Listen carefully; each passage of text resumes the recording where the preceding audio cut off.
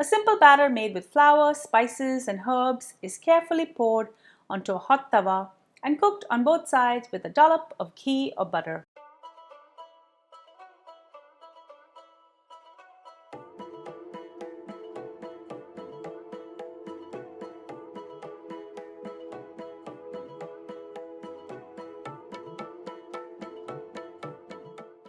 Today on Cravings Food Adventures, we're going to be making a recipe that has made its way across the internet. This is the famous paratha made with a liquid dough. This is so easy to make. I'm going to say it's not exactly like a traditional paratha, but it's a really great shortcut to make when you don't have any time. Before I go any further with this recipe, do make sure you subscribe to my channel and make sure to ring that bell so you're notified every time I upload a new video. Now let's get cooking. I'm going to start with the batter. In my bowl, I have 1 cup of roti flour. This is also called atta. Many make this recipe with all-purpose flour, also called maida, but I prefer roti flour. Before I add anything else in, I want to add the water.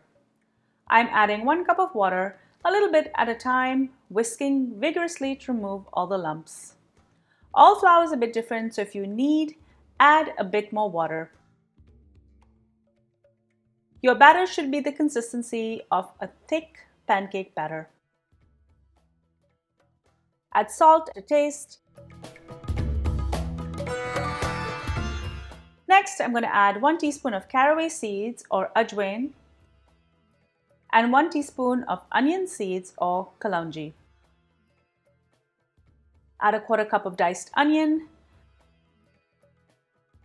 2 teaspoons of sliced green chilies, 1 tablespoon of curry leaves. I've just cut these curry leaves fine with the scissors. And I'm also going to throw in a 1/4 cup of chopped coriander.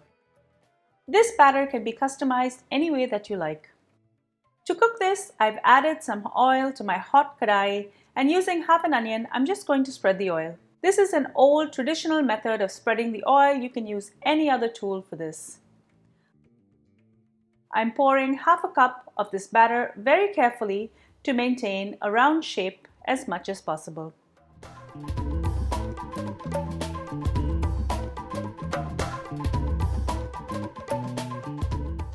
Let it semi-cook on one side and then flip. I like to flip it again and add a small dollop of ghee or butter. This is totally optional.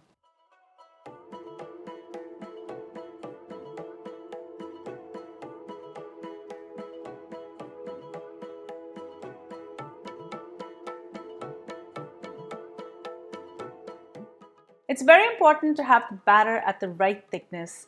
If it's too watery, you will have a free-flowing, more dosa-like result. Once cooked, remove and keep aside. I'm going to repeat this process till I finish all of the batter.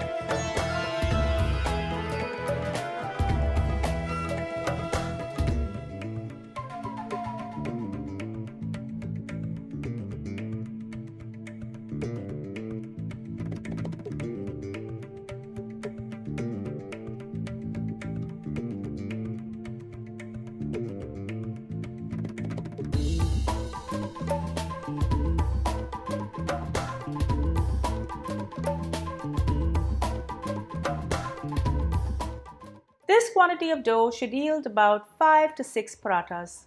Is this the same as a regular paratha? No. But it's an easy process to follow and you can skip the kneading. Enjoy! Thank you so much for joining me on Cravings Food Adventures. I hope you enjoyed this delicious recipe. If you love it, give it a thumbs up, leave me a comment below, and don't forget, share my videos with your family and friends so they can enjoy it as well. Make sure you subscribe to my channel and follow me behind the scenes on all of my social channels. I'm on Facebook, Instagram, Pinterest, and Twitter. Until I see you next time, do take care.